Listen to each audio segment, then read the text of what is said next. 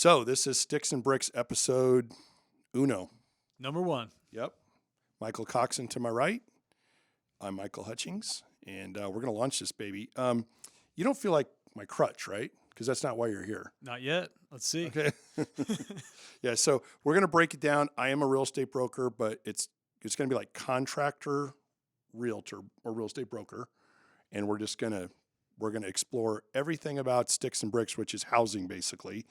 And, what's going on in the market first and be very interesting. Not like 2,000 homes closed last month. And I'm glad you don't want me to quote statistics because I'm not good at that. So thank you for giving me that relief. Actually, my answer is boring because the market's boring. It is slowed down in a way that, when you're driving 90 miles an hour in the speed limit and then you go 65 and it feels brutally slow.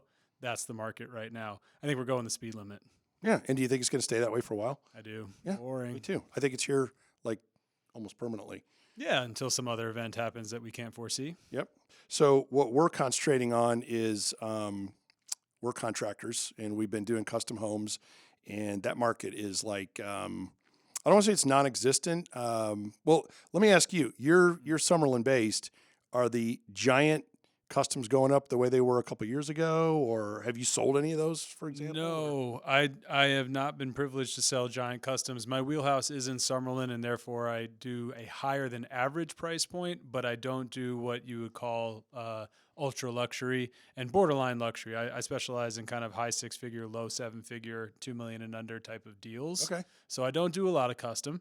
Also, as a broker, I don't get paid as much to sell dirt. So I like resales more than custom. Sorry, Michael. Yeah, no worries. I just feel like, okay, there's a couple times since I've been in Vegas, been here about 30 years, and I call it pocket stuffing years. But there's been 2 periods. I call it Adidas sweatsuit pocket stuffing periods, where my $40 million net worth client comes in with a poodle and they come across the house under construction and stuff checks, and this is real, for $200,000, $300,000 in my pocket and ask me when I need more money. And we're not in that period. And I don't know if we're ever going to see that again. When did that end in the last cycle for you? We can't do last names, but I would say Ron's in the background, by the way. We're going to bring him in. He's my not only my business partner in the construction company, but he owns and runs Lifeguard Pools. The lady I'm talking about starts with a J. Do you know who I'm talking about? Seven Hills. So that was COVID. That was like everything died. Like I was curled up in a fetal ball. I just leased a new office warehouse. COVID hit March of 2020. Had 5 years left on that lease, and I remember Sisolak shut the city down, and I was sitting at my big desk. The kids were playing in the warehouse, making noise, and my mom comes around because she's worked in our company for, since I started it. She's a realtor, fairly well-known realtor in town, and in construction background. And she goes, all the TVs were going in the office and everything, and he shut the city down. And she said, he can't do that. And I said, he just did. He shut the whole state down.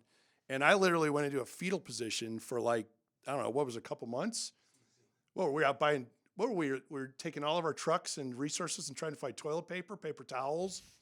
What else were we looking for? Don't remind me.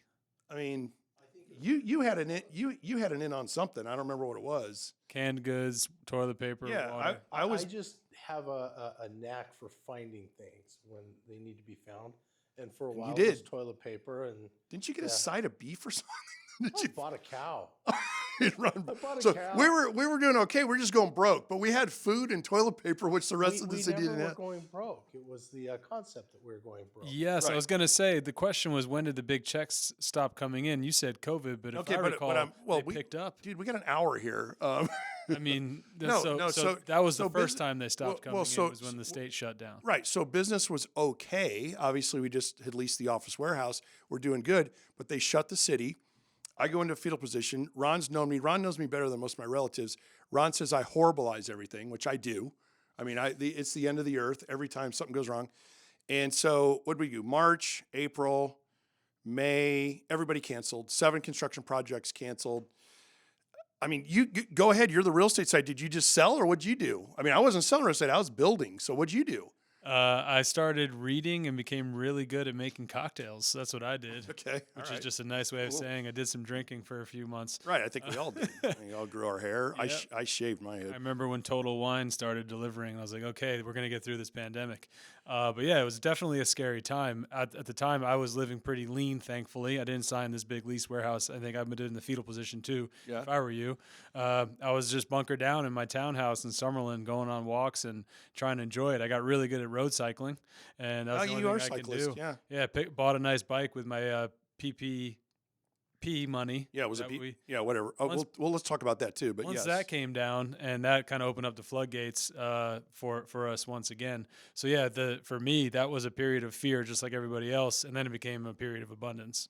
Well, I was ready to start a custom home as well that I was going to live in. And in retrospect, it would have sold incredibly well. But I'm like, nobody's going to buy this house. And I got an offer on a lot that I owned. We had the permit, and it closed. It was cash. I got maybe 40% more than I paid, but I sold it at a discount. I regret selling it to this day, but I panicked. And it's funny, it was a cash sale, and they bought it with PPP money. So that had to have been June, July, maybe, because I don't know how long it took for all that stuff to kick in. Don't remember. Yeah. So anyway, everything canceled. We had some jobs in progress, and the jobs in progress were a nightmare because we couldn't work. Like, they'd want the house done, but they didn't want us to come in the house. I remember on one job, everybody got COVID, including the owners, and they accused us of giving them COVID, but we were doing an addition. Came to find out they were actually pumping their air conditioning into our workspace, and they gave us all COVID.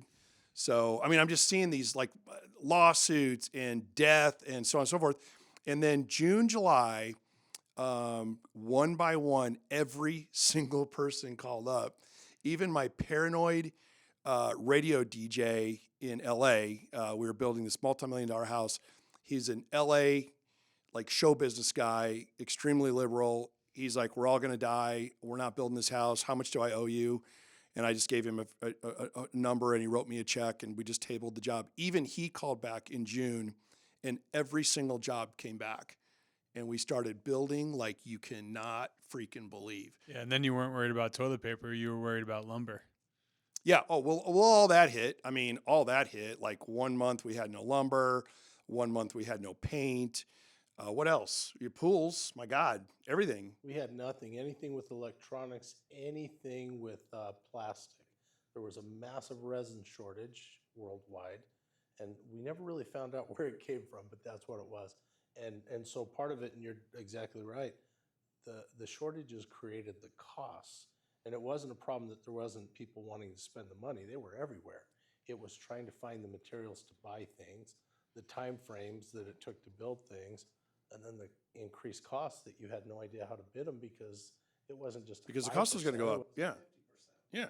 So I had one going in Florida, and I turned into a lawsuit because he just, when we were done, he presented me with an invoice just like I would do to a client for 40% more than what the house was supposed to be. And it took me 2 more years to settle that. So it was a nightmare, but there was a lot of money being made. And the peak we now know was June, July 2022, I guess. Would you agree or disagree? Yeah, that's when rates started to go up. Right.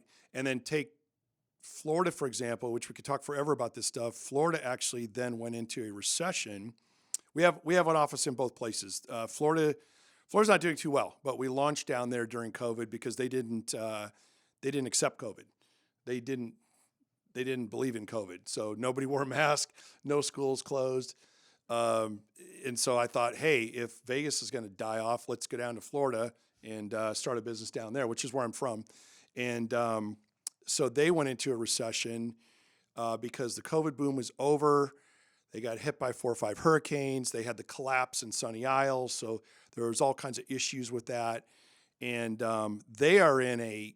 they think their bottom was this last July, which has been July 2025. So they've actually been in a recession for 3 years.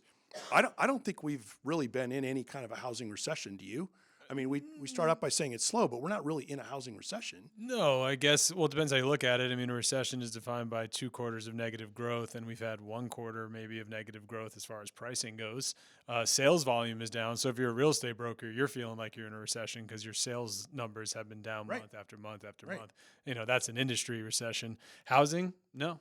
I mean, 3%'s nothing. well, my is it 3% now? Yeah. Because a few months ago it was 1%. Yeah, 3.7%, not the end of the world. Okay. I'm not sweating about that. I'm more sweating the number of transactions. So during COVID, that was just like, as you mentioned, like pocket stuffing time. Just the California exodus was huge because unlike Florida, the opposite of Florida, COVID was the cause of everyone's problems and no one could live their life. So people left California to come to Nevada for a little bit more Huge. freedom. And that made my career, frankly. So you're the type of person who gets in the fetal position, when something terrible happens. And I've just been through so many terrible times where I go, what's the good that's going to come out of it? And frankly, it made me a cool mint. And I know a lot of people died. I don't mean to sound cold-hearted, but in my life, COVID ended up being this fearful, terrible thing. And it was a blessing for my family at the end of the day. Thankfully, everyone kept their health. I got COVID 3 times, but fought right through it and just got to work. We were considered essential. Which not everybody was. So I count our blessings there. And that time, so when you go back, you've been doing it long enough, longer than me. I've been here for 16 years, selling real estate for 15 of them. And I came in, so during the last crash, and there was no building going on, as you know. Inventory remained very tight for a long period of time. It took a decade plus for prices to grow. Like we got demolished. So when that was a great time to be coming in, dude. Beyond, I didn't know what a short sale was, learned quickly. But beyond, like, our averages of growth were terrible for a long time, and then they were way above average. So I feel like people are like, oh, we're due for a crash because we ran up so high. But people forget we were just kind of making up for lost time, I feel. And the law of averages, when you go back 20 years, we've grown at a normal clip when you average it out in the long term. Yeah, it's true. So, there's a little bit of a correction happening. Not COVID, though. No, but I mean, pre-COVID, it was horrible growth, and then extreme growth. Average out the slow growth and the extreme growth. I didn't go back that far. What I did is I averaged, if COVID never happened and a house went up 5% per year, it should be whatever that number was. It would not be as high as it is now. No. So are we going to have to pay that back is what I'm saying. Perhaps, but it's not that big of a spread is what I'm saying. Okay. Like, it's not if a I went back crash further, number. you tell me it would be less of a spread. I believe so. Yeah.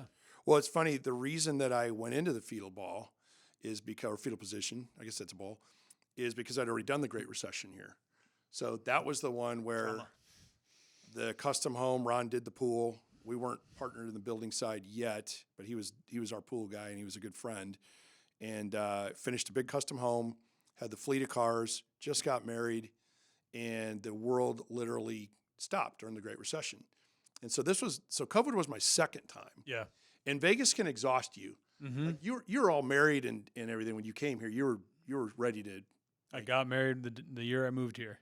But you're a normal person. That's why you're here. I'm not really a normal person, I guess. But I was hitting the clubs. I was single. I was living Vegas. So you take the intensity of being single, the intensity of the recession, the intensity of getting married at 38 years old, and then COVID.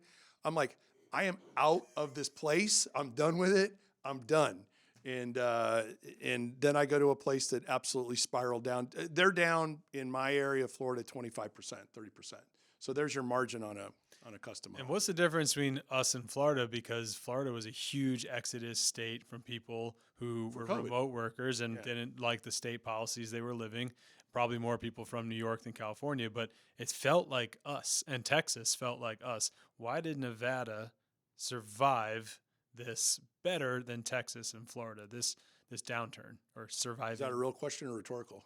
I don't know, man. I don't know the answer. So. I know the answer. I've been back there for a year and a half, and it's this vast, massive land full of incredibly. Ron went down and stayed in the house, and he said, "I've never been to a place in my life," and he's been all over the world, where weather affects your life more than this place. I mean, you, put it this way: Teresa could go pick up the kids, and by the time she's home, there's 6 inches of water in the street. So it's like a very difficult place to negotiate. Vegas, and I'm back here full speed with a completely different attitude. Vegas is this tiny little zone of, it's like an economic zone, and we have this huge incubator of Southern California and now Northern California and now every place else. And to me, it's like the Dubai of the United States. There's so much wealth coming in here. It's this little teeny tiny. I mean, it dawned on me. We're driving around the other day, and we're all in the car, and you can see, like Florida. You may wake up in St. Petersburg and be checking a house in literally like I wouldn't say Miami, but I'd say Naples. You know, that's a 3-hour drive. They commute. The traffic is ungodly bad, and it's here it's just this tiny little. You can see all the way around. I almost feel like that Jim Carrey show where the show was watching Jim Carrey in the movie. The Truman Show. Yeah. So we're in this stadium, and we're all the characters in this the mountains are the stadium, and we're down on the playing field. It's just, 20 minutes. I get up, 20 minutes. I got to be on the north side. I'm there, and then I'm back across town. So I think there's this. So look, the flaws of Florida being weather and then consequently Massiveness. Insurance costs. Well, that's. And then what about Texas? Why are they worse than Nevada? Texas, I don't know much about. I was born there. I've been in Texas on business the last couple of years, probably 3 or 4 times. Again, vast, massive cities, no restrictions on building. You just go down to City Hall, get a license, you're a builder. Incredible economy. I think it just grew too fast and it's going to reset. But Texas ain't going nowhere, man. Yeah, it's not. But I think both of those states, a lot of people said, this ain't for me. The South. I could agree with that. I mean, honestly, cultures isn't for me. I mean, Las Vegas. I just did some traveling overseas, and I was kind of glad, glad to be back in Las Vegas, and I realized the diversity of this city. And I'm a New Yorker. No, this is an incredible city. The global diversity of culture in this town didn't exist when I moved here. Is here now. One of the benefits of the melting pot from people coming from other states in this last 6-7 years has been we have a greater culture than we used to have. Oh, and yeah, you mentioned we can get anywhere in 20 minutes, even with the traffic that we now have. But I love our city. Oh, traffic's up, another lane, another overpass, widen this, time the street lights. Like our city reacts to growth very well. Well, it should. Like I said, it's like it's that perfect size. I mean, there was an article was it either Malcolm or Steve, I got to check the dates. One of the Forbes has said that Las Vegas will be the first great city of the millennium. And then we hit the recession. So, I mean, we need to get back on that track again because it's possible to do here. I think we are. It's exciting. One of my most exciting projects that I love is the Boring Company's underground tunnels, that system. They are putting miles and miles of track underground, roads underground that take decades for New York City to do, because New York City, God bless it, it was built piecemeal, little by little. There's utilities everywhere underground. No one knows where 400 shit years is. old, man. Yeah, you hit water tables, you hit utility boxes, things that everything's in the way. Everything's privately owned, publicly owned. It's a hot mess to do anything. Here, it's like there's Caliche. Go dig through it.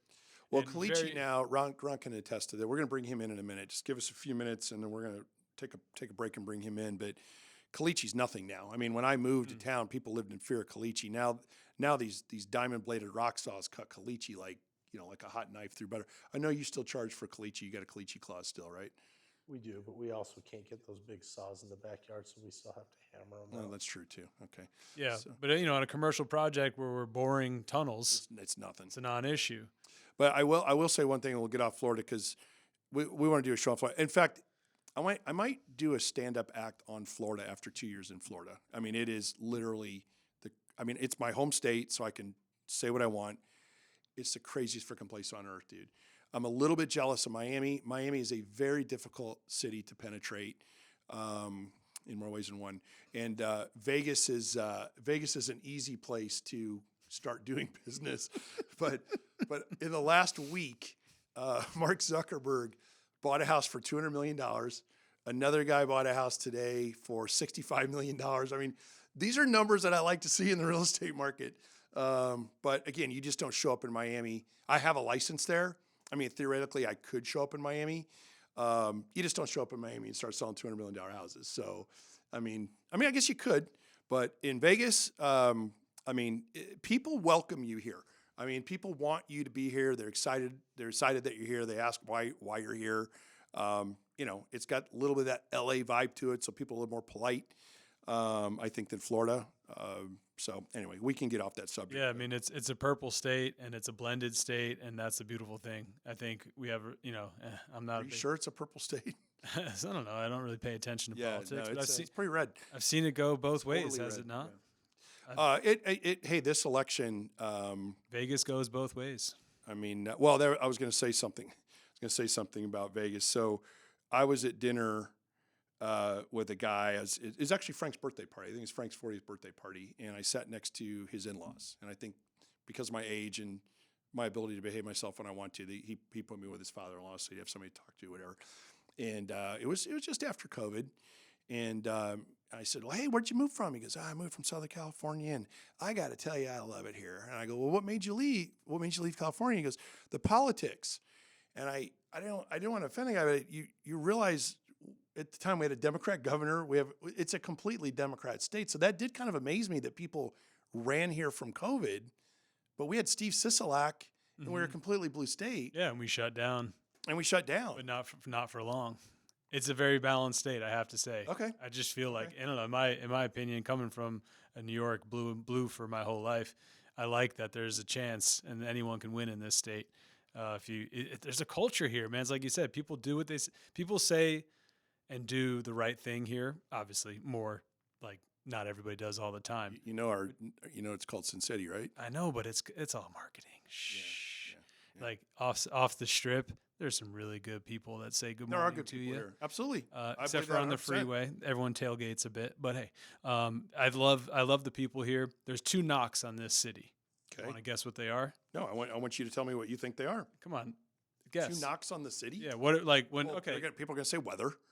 it's too hot, Hotter than Hades in July, August. but they don't say July, August. They say it's too hot. Okay. And Well, the reality is July, August. You just said it. it's It's July, 2 August, months. dude. It's 2 months. Yep. That's correct. Second one, maybe a little more serious. Schools? Good. Not what I was thinking. 3 things: schools, heat, water. That's the objection. We're I going to do get a whole show all on the water. time. That we don't. Okay. My book of the month, I'm going to tell you, is this one. It's never finished. I'll do a little thing on it. Where is the camera? But my next one's going to be Cadillac. My next one's going to be Cadillac Desert. And you got to read this book. Okay. My structural engineer gave me the book, and I'm going to say this: it is the hardest book I've ever read in my life. Like, I gave it to my mother, who's a big reader, and she just handed it back. She's like, "I ain't doing this." But it is the most comprehensive book ever written on water, and every place on earth has a water issue, almost worse than ours. In the town that I live in Florida, Cape Coral, part of the reason I convinced my wife to leave Vegas was like, we have no water. So my wife's friends with her little, I guess we'll call it the soccer mom thing, although my kids don't play soccer, but it's a figure of speech. And she said, all I know is everyone I talk to that knows so-and-so and their dads and their grandpas live here, and they said we will never run out of water, or water will never be a problem for your children or their children's children. And so the water problem could be solved like almost overnight. But all these other places, Cape Coral, the northeast quadrant of my town, it's aquifer driven. They have no water. Like, they get up in the morning and turn on the shower, and there is no water coming out of the pipes and no way to get water, because that city's grown so fast that it's grown outside the municipalities, and they all just build a well. Like, I have a well, I have a 300-foot deep well. But if that well runs dry, you literally have no water. So I just don't buy the water thing. I mean, I think the water thing can be fixed with one project, but so I don't know. You can take it off your list or leave it on your list, but I'm not going to worry about it at 60. I'm not going to worry about running out of water. Okay. Not for your kids or their kids? Their kids, I'm going to be really crass. I don't really care about their kids because they don't have them. So worry about that later. We were talking about don't herbalize everything. I'm not going to worry about that. You know what I mean? Good. They'll move. Yeah, they'll move. I need to read more on it. They'll move to Vancouver. I hear we have water tables up and down this state. The government owns most of the land in this state. Yep. A lot of the aquifers are owned by the federal government and the state government. Lake Mead is shared with 3 states, and I think Arizona and California have more to worry about than we do. Because I think, and everyone please blast me in the comments, that we do have a plan B as a state. And one thing that makes me feel warm and fuzzy is follow the money. I watch the billions and billions and billions of real estate get traded by smarter people than me Look on at the Wall strip. Street. Those are all hedge funds. And though they all have environmental departments with really smart people, would you invest billions of dollars in a desert that's running dry? Or do you know something I don't know? And why isn't this being talked about? Well, I mean, I wrote a paper. I wrote a paper on it. It has to be 10 years ago. And I gave it to everybody that would read it. Did I ever give you my water paper, Ron? No. Yeah, I wrote a paper. And the premise of the paper was there's an old base somewhere in California that's abandoned. If we were to put 5 reverse osmosis plants on this old military base and build a pipeline from that base to Vegas, which isn't even that far. I mean, I figured 60 billion. Like I build custom homes, so I just used my estimating skills, figured $60 billion, which is a drop in the bucket compared to what's being spent on wars every month. We would pump that reservoir full until perpetuity. We'd never, ever run out of water. And I gave it to, so I survive in Vegas because we build custom homes. So that's how I get my doctors. That's how I get, everyone. We build for prominent people. We did Susie Lee's kitchen. Is she Congress or Senate now? Congresswoman. I don't know what she is now. Yeah, she's Congresswoman. Career politician. Yeah, and a hardcore Democrat. And I loved her. I was afraid my mom wouldn't even do the design work because she's a rabid, but she loved Susie. Susie's just hard not to like. And see, Las Vegas, finding the middle No, ground. I mean, I had a Look little, at you. when I was coming back, I came back hardcore in August and I invited everybody. I probably invited you out actually. I don't know if you, it's something, whatever, but I went over to your place, Red Rock, and just invited a bunch of friends. I figured instead of trying to do lunch with everybody, let's just get everybody over there. And Susie was there and, in her jeans and ran up and hugged her like we were college buddies. I mean, she's really a good lady. And I gave her the paper and I can just pick up the phone and call her as a U.S. congressman. And I go, who this is? She goes, of course I know who it is. I said, did you read my paper? She said, yeah. And I said, well, what do you think? She goes, yeah, it would work. She goes, but we need California. She goes, we don't have time to deal with California. You know how California is. So everybody said that it would work. Mm-hmm. It's just that we won't do it until we're completely out of water. Yeah. So we're not in the business of spending $60 billion way earlier than who's going to spend the $60 billion? Is it federal? Is it California? Is it us? And look how long it's take to put a train in. But it's not a real problem is all I'm saying. Exactly. It can be fixed. Cadillac Desert. Yeah, you got to read that book. Okay. So your other book, you were about to plug a different book. Yeah, so this one I got from my mom at Christmas, I guess. And you'll think I'm making this up, but I think I saw him running down. I was at Coffee Bean and Tea Leaf where my old office was. Mm-hmm. I think I was talking about the book to my wife, and I think he ran past. I swear my hand. He did. He lives here. I've seen him 10 times. I was literally telling Teresa, God, I love this. Now that only happens in Vegas, dude. I'm sitting at Coffee Bean, and I'm like, this book is so good. I wasn't reading the book. I was just taking a coffee break, but we were just discussing, what are you doing? My wife, I'm alone in Vegas. She's like, what are you doing? I'm like, well, I'm working like 12-hour days and I'm reading some books. And this book my mom got me was the winner out of all them. I got 4 books for Christmas. And I swear to you, I'm talking about it and the guy runs right by. And I try to, I didn't know what to do. I was on the phone with my wife. But anyway, this guy, dude, I'm a Marine. He was Navy SEAL, but man, this book is just talk about not quitting and all the stuff he's been through.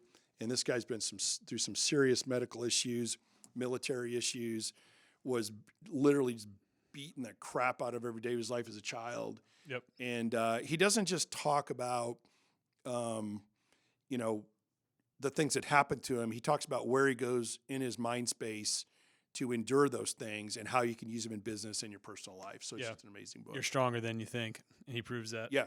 Yep. So I would recommend it. I'm going to buy it for everybody.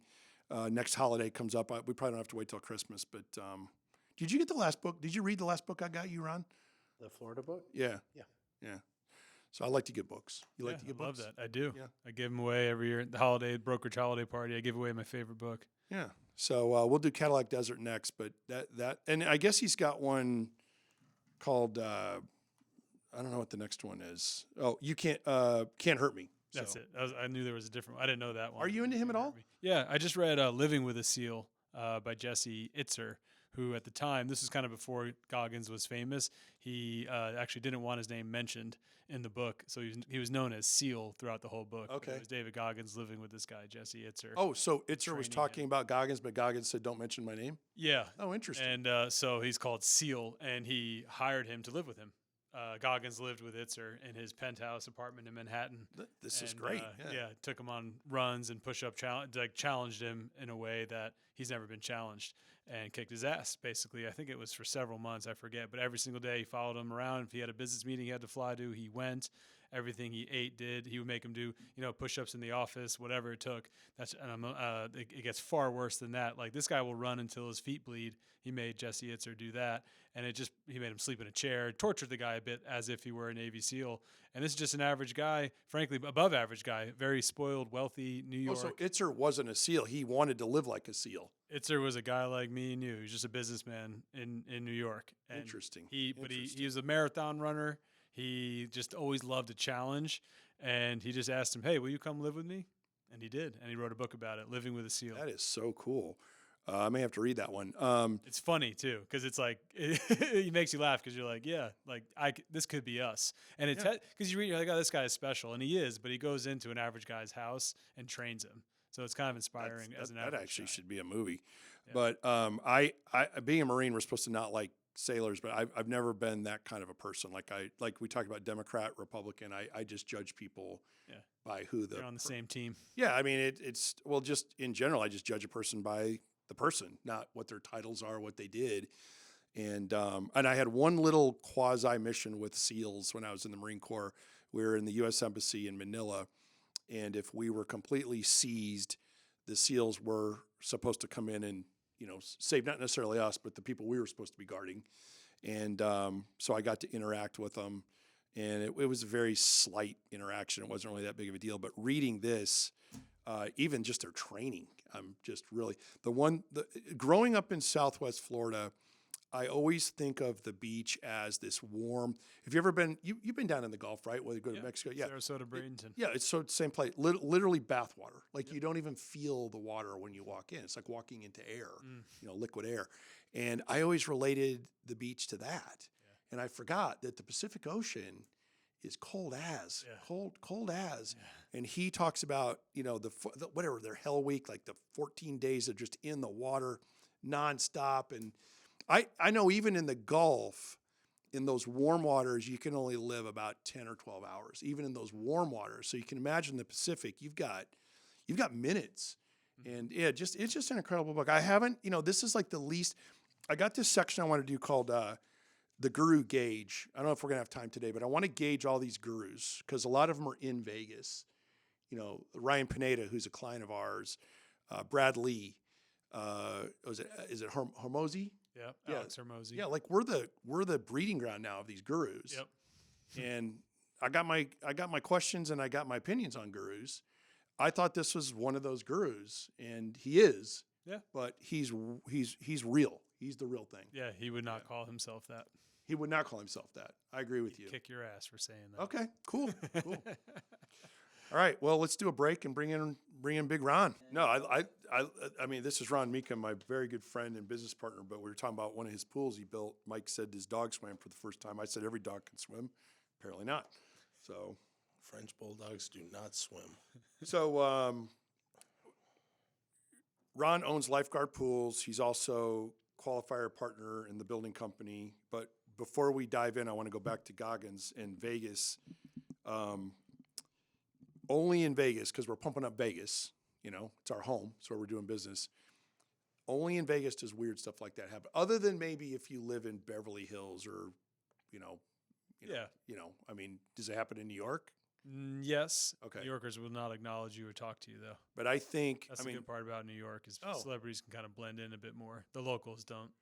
I mean, I've never been anywhere, including LA, and I've spent a lot of time in LA. I actually lived there for a while, where you run into the microcosm of pop culture and stars, and from Gene Simmons hitting on my wife with my little boy at the ice cream shop in Henderson, to when Bill Maher was saying bad stuff about the military. I said, if I ever see that guy, I'm going to punch him right in the face. And 2 days later, I literally ran right into him, and I did not punch him in the face.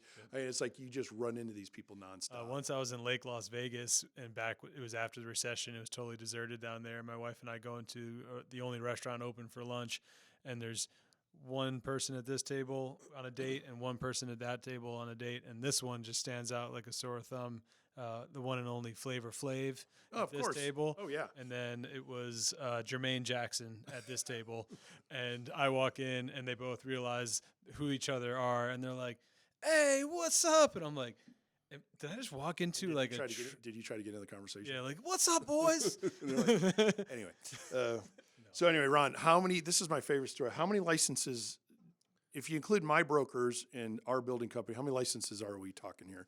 Currently, I have 8 licenses. Yeah. So just, go tell us, man. It's like there's nothing we can't build, put it that way. Nothing we can't build, and that's what's interesting about Las Vegas. You guys have talked about quite a few things, one of them being COVID. And for me, COVID, that was a game changer in construction because it became way more difficult to build things during COVID, not just materials, but also our labor was just destroyed by COVID.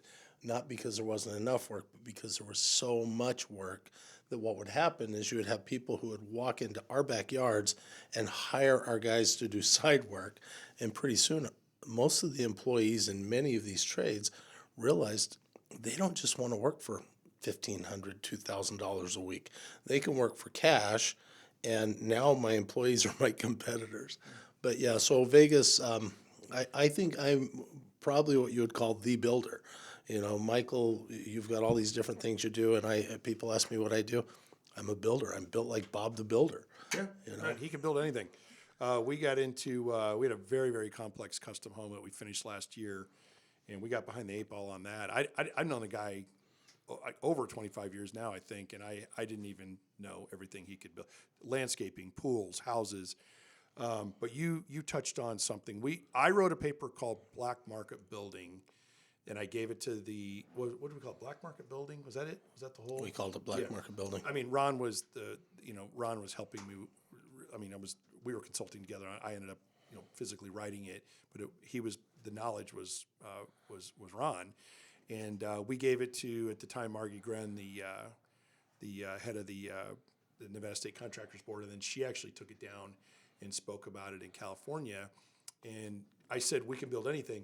We can build anything legally, because there's a lot of stuff not being built legally. I mean, the guy who owns this entire building is a major flipper in town, and he's good at what he does. But like Ron was saying, there's a lot of stuff going on that, it's it's black market building. It's that simple. So. But even with that, Vegas is still a great place, and there's always so much work going on out there. Even when you feel that there's not anything, there's always something. And you made the comment earlier, until the next thing comes along that's out of our control. And that's how it is with construction. That's how it's always been. I mean, there's cycles, ups and downs and ups and downs. And if you're paying attention, you're going to realize that it's not the end of the world. We don't have to crawl up into a fetal ball. It's an opportunity. Yeah. Well, so Michael and I are greatest partners because Michael goes into the fetal ball and I stay out in the lobby and I just keep working and wait until the door opens. That's what Mike does too. And then I pull him back in and he does a great job. Because you're real men, that's why. I wouldn't We all have our artistic process, Michael. Well, I mean, what I want to talk about also is you're going to go ahead, I'm going to go with you, but we're going to get into home services one way or another. So we got to talk a little bit about home services. We have figured out, have you had anything break lately? Air conditioner? Yep. Okay, we have figured out that the plumbing company that you call to fix a leak in the middle of the night is charging between 35 and 40% more than times, not percent more, times what it costs to fix the work that they're doing. I've noticed. So we're trying to come up with and we already have it. We've got a concept that we want to get into that space at a fraction of what's being charged. Okay. Can I bring up something that maybe you guys know? Could be a rumor, could be true. Private equity firms. That's the subject right here, hedge funds. Yeah. Oh. Okay, Florida is a bigger market, so it really hit home down there. And then I'll call I'll call him. Let me give context. Go. Because You're the New Yorker. Go. Everyone listening. No, just what I'm talking about is private equity firms are buying up Yes. every plumbing shop in town and putting a new name on it or rebranding it or not at all to keep it feeling local. And they have these cute designs of people holding hammers and pipes to make it feel like a Splash, mom the and pop. pool company. Yeah, so they're doing it in every industry. You guys know. So this is true. I've heard this to be true. Oh, I mean, are you asking? Or are you telling? Like No, you're the contractor. 100%. It's to me, I'm like, is this a conspiracy theory? But I've noticed because I refer a lot of home maintenance people every time, and I go, people are sending me these bids, and I go, that's insane. He teases me all the time because I'll say I'll call him from the truck and I'll say, hey man, I'm following one that does electrical, plumbing, dog walking, whatever. He goes, yeah, and he's making more money than you building houses. Yeah. So what they do, for those who don't know, is basically it's the same company. You think you're getting 3 bids, but you're getting 1 bid from 3 different brands, and they all raise their prices together. So Right? I'm gonna sound like a loser because I'm gonna talk about what I want to do, and we have enough business right now. We need to concentrate on our business, but we have this concept whereby you would call us in the middle of the night, and we would come in and we'd stabilize the situation like an owner builder. We're your representative. We're not necessarily the one that's going to do the work, but we have the plumbing license, we have the general contractor's license, pool, whatever. We stabilize the problem so that you're not gushing water into your dining room. Then when you wake up in the morning, everything's fixed, your house functions, there's just a hole in the wall. Mm-hmm. Now let us bring in 3 plumbers and ask them what, a competitive bid so that you're not paying 40 times what it costs. We had a situation in one of my houses, it's rented, and my renter called in the middle of the night and there's water dripping. And I'm like, I put a roof on this house. I know it wasn't the roof. So I call Ron. I go, hey man, there's my house dripping. We'll look at it in the morning.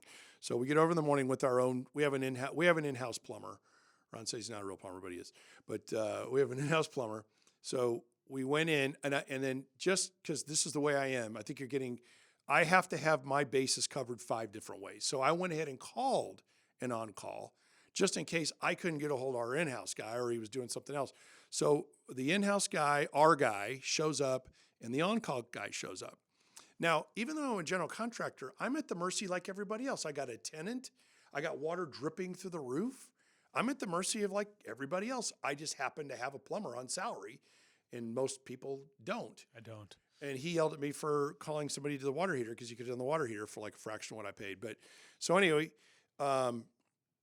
we get the leak actually stopped, and we'd already paid the $50 for the on-call guy. So I go, I want to see your bid.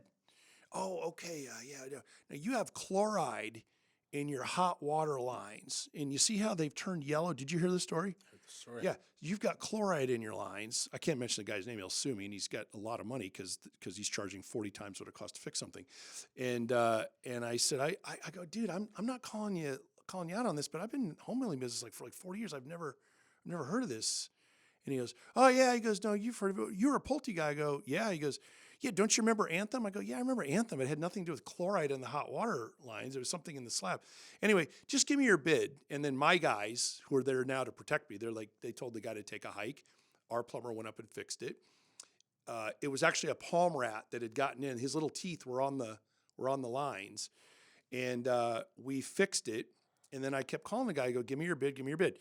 So I paid my guy $150, and he fixed it. And then I said, I'm not sure I got the rats out. I called my rat guy, my pest control guy. So we're attacking the rats. I'm buying a cat, the whole thing. I said, just to be safe, really fix it. So he ran copper in any pipe that a rat might be able to chew on. So I recoppered my house, $600. Wow. So now I'm in for, what am I in, $750 now? Mm-hmm. The bid came back for $29,000.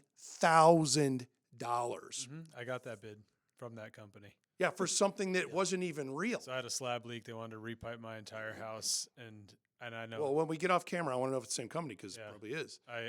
It was in the 20,000s, and so I don't even know what you guys know. And I was like, but the leak, can't we cut off where this leak came from and run up through the attic? Like, just thinking like Legos, because I don't know anything about construction. He's got the license. Well, I'll call you later, but like, they're like, yeah, we can do that. What the hell? Why did you not suggest that to So- me? so- An ignoramus came up with the idea. So don't you You're taking think? advantage. So don't you think that it's not interest rates? It's not. Don't you think that's a threat to home ownership and equity? Yeah. If you're like 100%. like you got a little couple that they got a house that they paid $350. Now it's worth $450, $500. But in one freaking rat that got in the roof is going to cost them $50,000. Hate to sound like a conspiracy theorist, but same private equity firms are buying up houses by the thousands to make this a renter nation, and they are making the cost of home ownership high. And when in their rentals, when there's a plumbing issue, do you think they're charging themselves $29,000? No, they own the plumbing company and the house. That's what's happening right now. So you want to do it with pools, right? Or do you want to do plumbing? So I want to do home services, and the reason I want to do home services is exactly that. You talk about these private equity companies. But you don't want to charge somebody 40 times what it costs to fix something. No, I want to make a lot of money, but I want to be fair with people. Today, on the way over here, I stopped by a bid that was real similar. A company went out there. They told them they had to redo every single thing and blah, blah, blah. And the problem is when you call these companies now, you're not calling a repairman, you're calling a salesman. And their job is to sell you.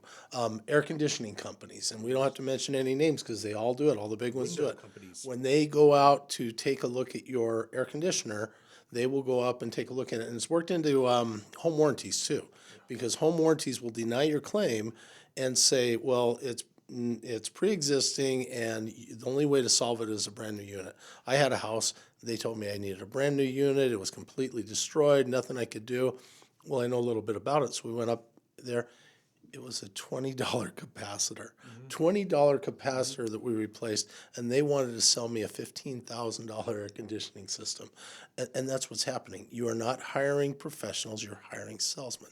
You're not hiring repairmen, you're hiring salesmen, and their job is to sell. And that's why when the guy showed up to your house, the better part of the story is the guy shows up to the house to check a plumbing problem, and Michael looks at him and goes, well, where's your ladders?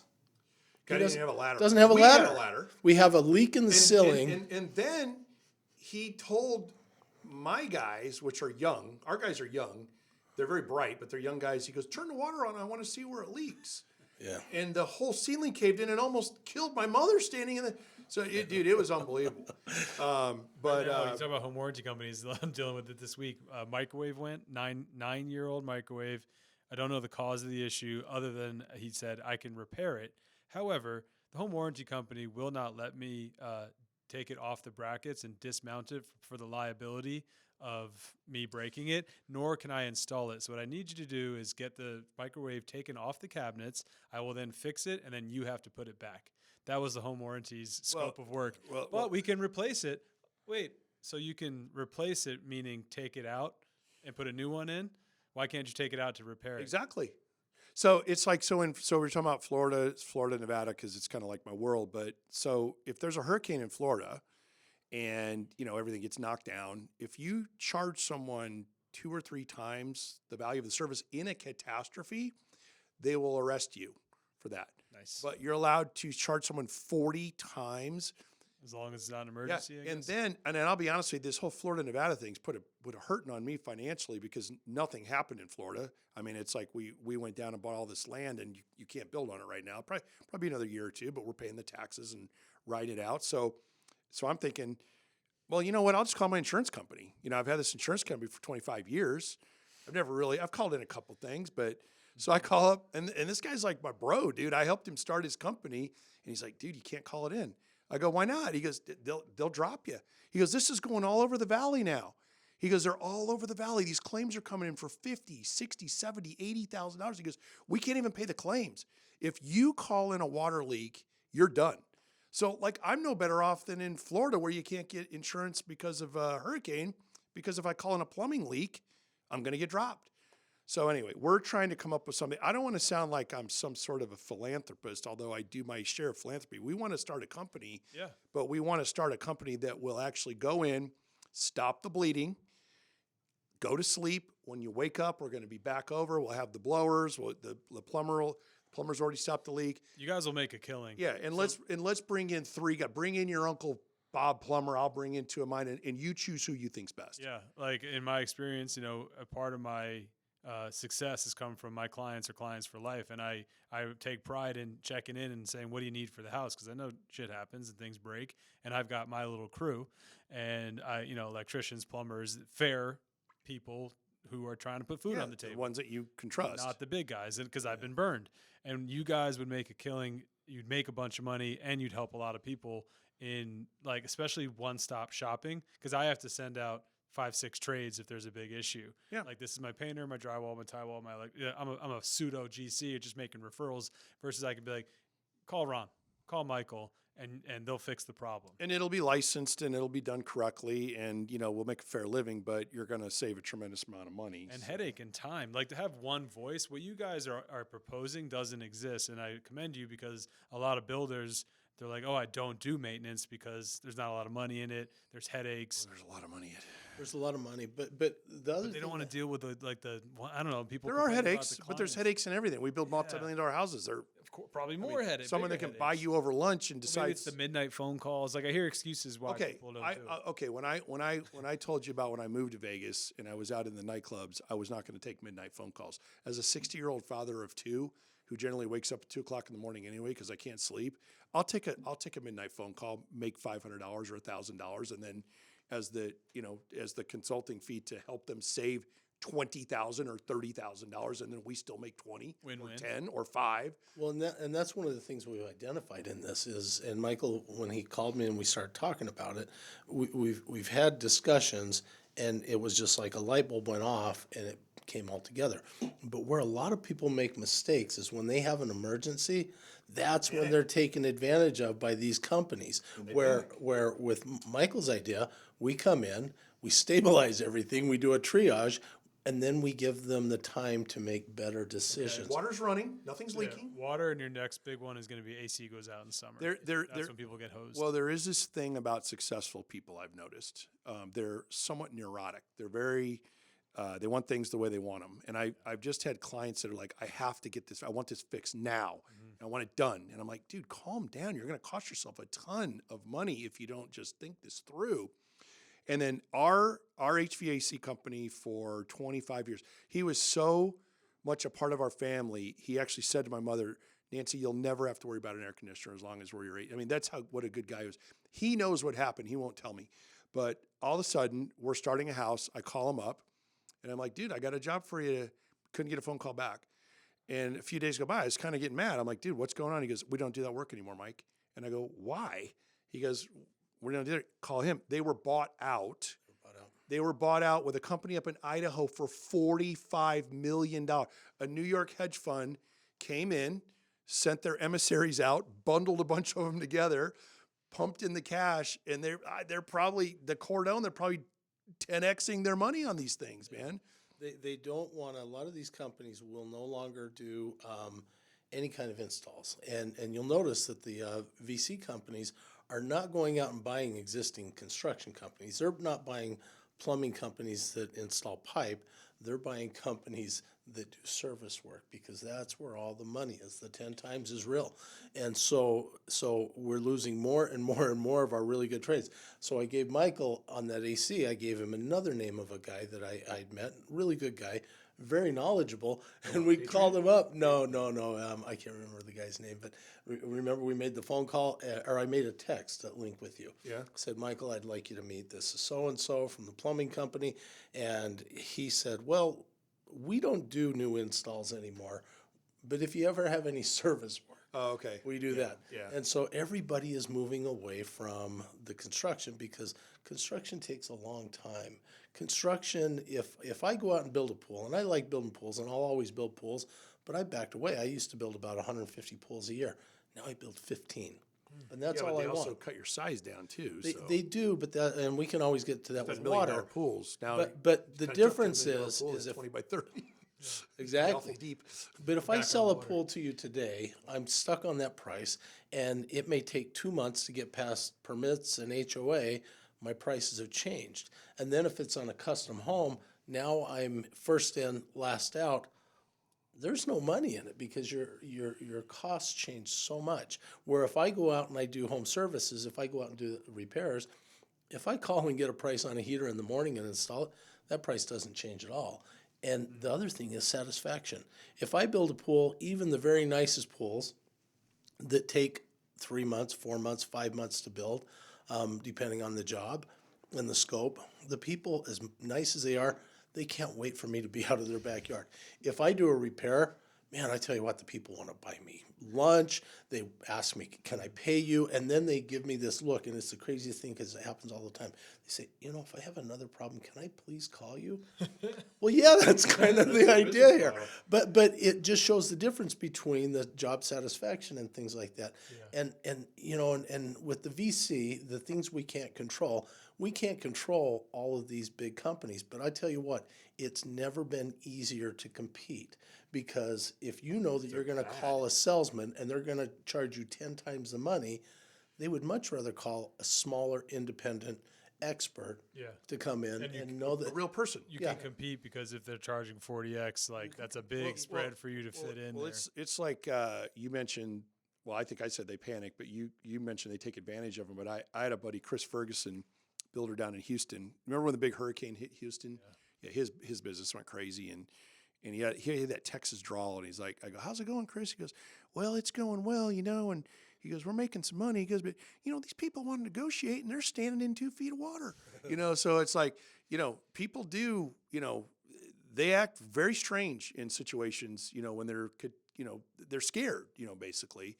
And I got a story for you guys. You mentioned windows. My cousin used to sell windows for a company that shall remain unnamed, and he didn't. It wasn't his sale, but a fellow salesman. It was a job. It was a single family house in New York, all new windows. Contract signed, and they send out the measurement guy. Measurement guy rolls up in a Porsche. Yeah, I believe it. The guy opens the door, and he's like, hey, I'm so-and-so with so-and-so windows. He goes, is that your car? And he goes, yeah. He goes, cancel the contract. I'm paying too much for the windows, and slams the door in his face. And that's a lesson. I'm in sales. I learned, I don't roll up in – I know there's a lot of brokers who like really, really nice cars. I don't do that. I have one somewhat nice car, a car I lease. That's like the wife's car. And I've got my 2017 Volvo XC60, and that's my baby, because I don't want to roll in there looking like I think I lost I'm being overpaid. I think I lost a job. I'll tell you who it is. It's Carmine's, and I'm friends with the, John, and one of the restaurant. Yeah, you know Raul, don't you? I don't. Yeah, he's a friend of the family, and they were putting in their new place over off of Rainbow, I guess, because near the Board of Realtors. And I only had my wife's leased Porsche at the time, because we're getting cars back out here. And I pulled up, and he goes, Raul sent the Porsche contractor? I don't want the Porsche contractor. And I'm like, dude, it's the only car I have right now, and it's my wife's, and it's leased, and I did not get the job. The irony is some people have really nice trucks that are worth more than that Porsche. Well, dude, as long as it's a truck, I'm telling you, Porsche lost $1 billion last quarter.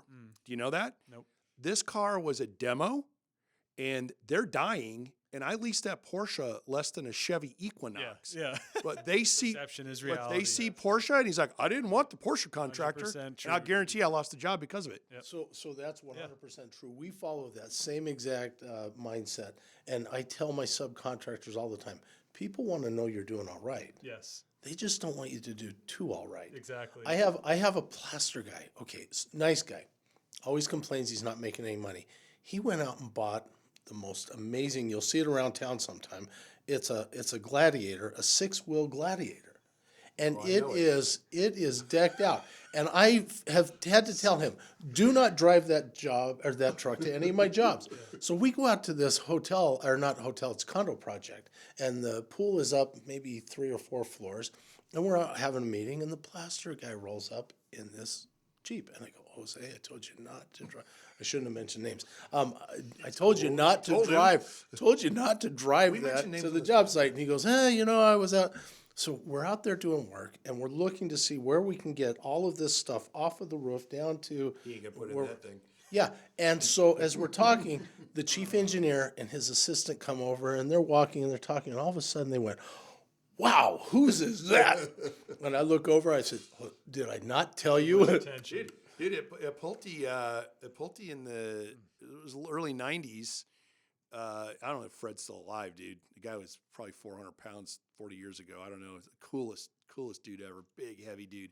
Came rolling in at Pulte Homes, this is 30 years ago, in evergreen Corvette pulled in. He was the sales manager, general sales manager. And the division president said, whose car's that? He goes, oh, it's mine. I just bought it. And he goes, sell it. And made him sell the car. I mean, it's not the image that they wanted. They didn't want that slick image, you know? But, I mean, you drive a Volvo. Do you know how expensive, I mean, some of these pickups are? Yeah. I mean, they're $125,000, $130,000. Yeah. It's all perception is reality. Like, you just need somebody, you know what? I'll give a shout out to Forrest Barbie. You know who that is? Yeah, I love it. I'd like to have Forrest come on the show. Forrest is a legend, Las Vegas broker, one of the smartest brokers. The smartest guys ever. He was I my bought him first a broker book. I at can't remember what I bought him. Americana Group, and I drove a Camry 2001 or 2002. It was nothing special, cloth seats. It was the basic Camry, maroon. And I was insecure as a realtor, freshly licensed, and I was like, "What about my car?" And he's like, "The only thing that matters is cleanliness and maintenance. You want to show up with a nice, well-maintained, clean car. Don't care what it is. Yep. And people respect you for it." Yep. And I think The Millionaire Next Door, which is most millionaires, Book. And Die Broke, the other side of it. they respect it. And cleanliness and maintenance shows that you actually have some wealth of time and care. Think of Uber. If it's clean, you know, unless it's literally can't fit the family in or something. But but then you should have got an XL. Yeah. You want you want clean. Well, I think we covered everything, man. I had a couple more home services stories, but I think the audience gets the point. We'll be back for more. Yeah. More. This is something could go on forever and ever. And I have these conversations all day long with people who have businesses in the service industry. I have one friend who sold his company to a VC company, and now he's looking at starting a company, Second Chance. He wants to be the Second Chance bid company, and he wants to do it in everything because he identified that his competition, and even maybe some of his own company that he sold, will go out and they'll send the salesman. And if there's a problem on the door, the garage doors, they'll look and they'll say, you're going to have the panels flexed, and you're going to have this, and they'll sell you something, give you a bid for $5,000 or $6,000, and then they'll do the thing. Well, let me call my boss and see, and then they'll come back and say, if you do it tonight, he'll sell it for $4,000. Well, the reality of it is on his Second Chance bid, he's going to go out and identify that garage doors are meant to flex. That's not a problem, and all it really needs is a spring. And so he takes these people where, let's say he could sell a spring for $300 before. Now he can sell a spring for $1,000, and the people are happy to have it. He's providing a service for much less money. The door doesn't need the garage doors. Yeah. They flex. They're not broken. And then they say, "Can I call you again next time?" Can I call you again? And that's part of it. The services we offer, the trust that we build, whether it's real estate, whether it's building homes, or whether it's maintaining or repairing. You gave me a good name. I know I like Second Chance, but all you need repairs. All you need is a spring. Right. All you need is a new hinge. All you need. I want to write a book called "I Got a Guy" because that's all I hear. But I want to cover one more thing before we go because I don't know when you're going to be back on. You come on anytime you want, but come every week. But one thing I did learn, because Ron's like an onion, keeps peeling back. So when I started Meridius Custom Homes, it turned into Custom Home Life. We just found a lot, found a client. It's either a spec home or a buyer. Built the house, did a brand new pool. That's it. That's our business. As this remodeling now has become the majority of our business, I didn't know what he could do remodeling a pool. I thought a pool was a pool, dude.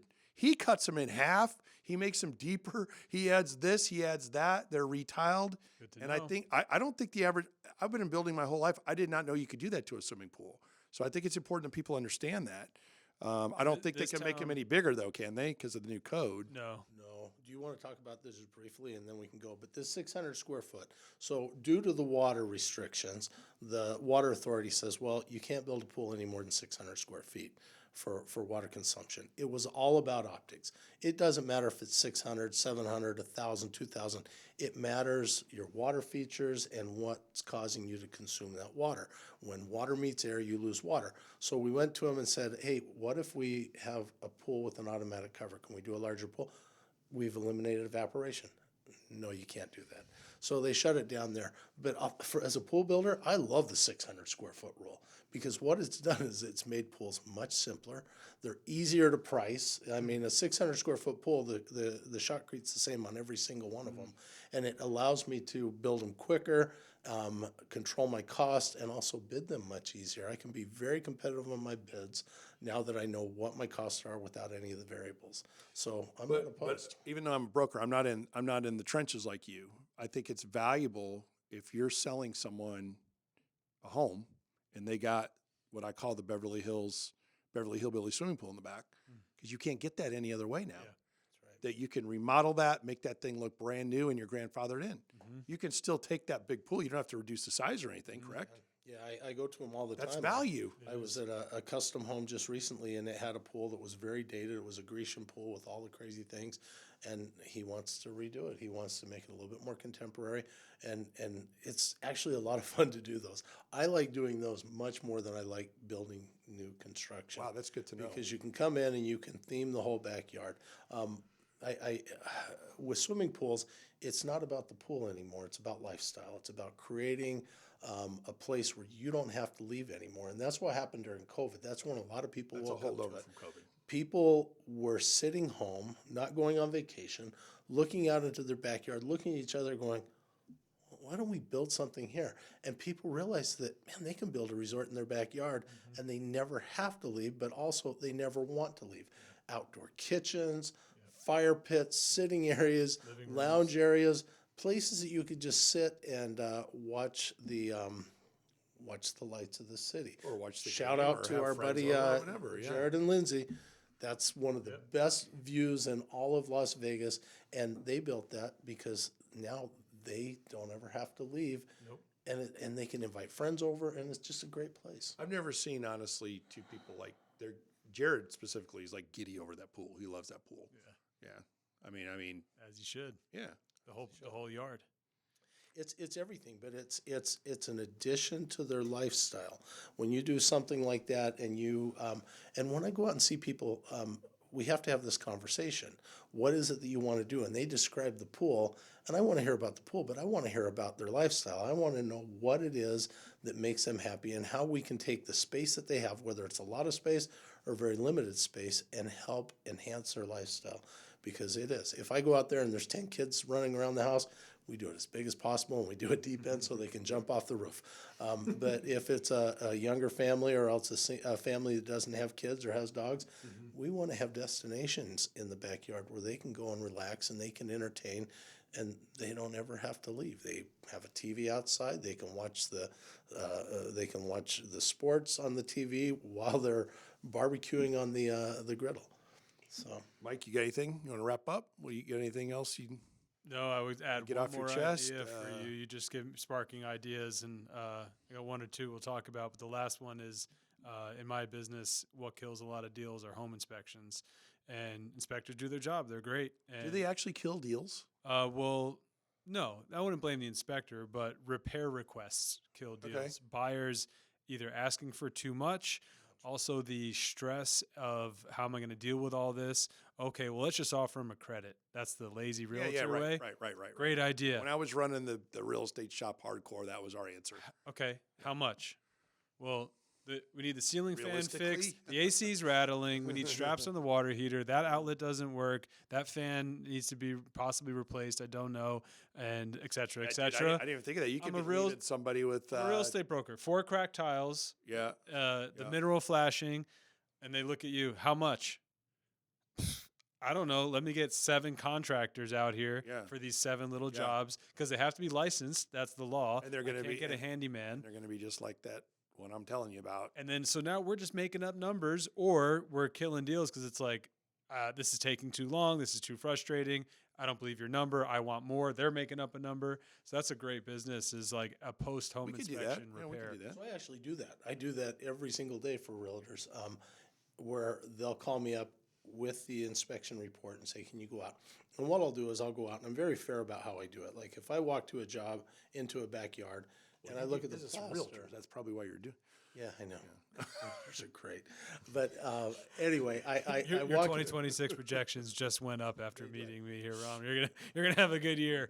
But what I do is I'll walk in and I'll say, okay, so here's what you have. You have tile that's chipped. It can be repaired at this cost. If you want a budget to replace it, here's a budget number, but your pool is not leaking because of this. And I make sure because it's got to be fair both ways when you do something like that. You have to be realistic. But at least I give budget numbers. And if they use me, great. And if they don't use me, at least now they have numbers. And instead of killing deals, it actually helps the deals because it pulls it all together. A lot of times when you're just throwing out numbers and saying it's $2,000 or $3,000 or $6,000 or $8,000, there's this unknown.